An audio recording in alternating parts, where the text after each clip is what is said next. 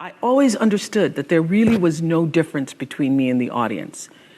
At times, I might have had better shoes, but at the core of what really matters, that we are the same. And you know how I know that? Because all of us are seeking the same thing. You're here at this fabulous school, and we'll go out into the world and each pursue based upon what you believe your talents are, what your skills are, maybe your gifts are, but you're seeking the same thing. Everybody wants to fulfill the highest, truest expression of yourself as a human being. That's what you're looking for. The highest, truest expression of yourself as a human being. And because I understand that if you're working in a bakery and that's where you want to be, and that may be what you've always wanted to do, is to bake pies for people or bake cakes for people or to offer your gift, then that's for you. And there's no difference between you and me, except that's your platform. That's your show every day. So my understanding of that has allowed me to reach everyone. To reach everyone. And there's no way that you wouldn't, because that's what I truly feel. The way through the challenge is to get still and ask yourself, what is the next right move? Not think about, I got all of this stuff. What is the next right move? And then from that space, make the next right move and the next right move. And not to be overwhelmed by it, because you know your life is bigger than that one moment. You know you're not defined by what somebody says is a failure for you, because failure is just there to point you in a different direction. Nothing about my life is lucky. Nothing. A lot of grace, a lot of blessings, a lot of divine order, but I don't believe in luck. For me, luck is preparation meeting the moment of opportunity. There is no luck without you being prepared to handle that moment of opportunity.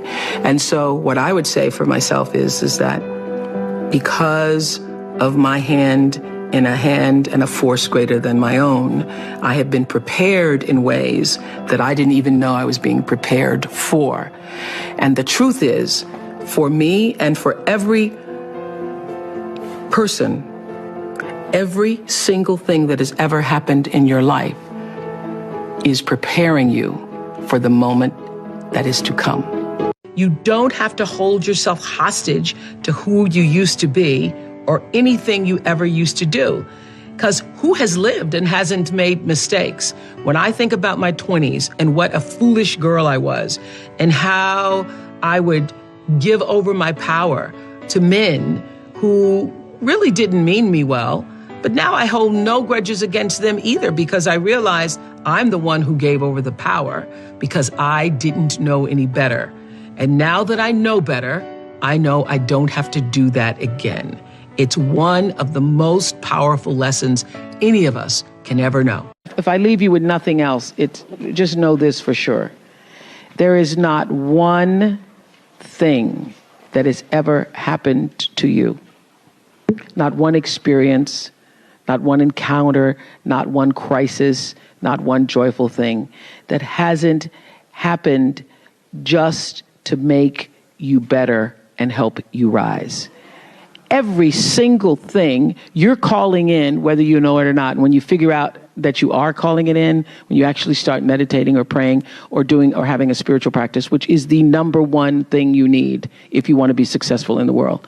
You need something that gives back and nourishes you, regardless of what you call that. You need to fill your cup so that you can be so full, your cup runneth over and you have enough to give to other people. If you don't fill your cup, you end up dried up. You end up tired, exhausted, and don't have enough to give to other people. You end up resentful every time somebody asks you because your cup is empty and now they want some of yours. So your number one job is to fill your cup and make yourself whole. They think that success is supposed to happen like that. It was very difficult for me to figure out where my boundaries were because I'd grown up poor and didn't have anything. And now that I know better, I know I don't have to do that again. It's one of the most powerful lessons any of us can ever know. I think in order to actually do the stuff, yes, money is important. But I also think the thing that I hold the dearest, and the reason why the noise about running for president moved me so humbly and deeply, is because it means that you have somewhere in the work gained the people's trust. Yes, you have. And there is nothing more important to me than having the trust of the people and the audience. And I mean, I recognize that it is the audience who came every day and watched, you know, from all over the world that actually, yes, that helped me to be who I am. So I think the renown, the standing, the ability to be trusted and to say something, but also listen, don't play the billionaire thing small. Don't play the be small. Yeah. It's a very big deal because it allows you to it allows you to actually do the work. So instead of saying, gee, I would like to help so many people, or you should go out and help so many people, you can actually use that for yourself. And I am now at this stage of my career thinking about how to do that more poignantly and fruitfully. Yeah. I'm now looking for ways that I can do that to create a level of sustainability within our community. So for me, the foundational base of empowerment, of entrepreneurship, of any kind of engagement, the foundational base of my success, of my well-being, my wholeness, my everything is knowing who I am and where I come from. In my living room right now is a painting that I've owned now for 30 years. You can Google it. It's called To the Highest Bidder. And it's at the center of my house. And it's at the center of my house because it actually is symbolic of the foundation of not the house, but the foundation for my life. The painting is by Harry Roseland, who was a genre painter in the early 20th, late 19th century. And the painting is over 6 feet tall, and it shows a slave woman on the auction block holding her daughter's hand. And I cannot come in the door, my front door, or I cannot leave without passing that painting.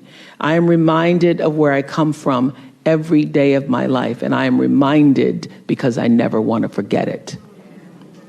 And in my library, I have a framed list of enslaved African-American people, remember I showed you, who were held in bondage on various plantations, listed in the ledgers alongside the cows and the horses and the buggies and the other property. And I pass this list every day. And often I stop in front of it and just speak their names out loud and their ages. Jonas, 11 years old, $500. Sarah, 41 years old, $900. Elizabeth, 57, $800. And I force myself to consider the absurdity and the obscenity of prices being affixed to each one should they be placed up for sale. And I sometimes just pause before them with a prayer, particularly before I have to make a big decision about one of my companies or whether I move forward or whether I stay still. It reminds me, speaking those names out loud, not only of where I've come from, but how far I have to go because of them. And it reminds me that I am never alone. It reminds me of what I've come through to get through. Everybody is feeding yourself on the hysteria and the negativity. You gotta stay in the light. But one of the reasons why I was so excited is about A Wrinkle in Time, because the message is that the darkness is spreading so fast these days. You must become a warrior of the light.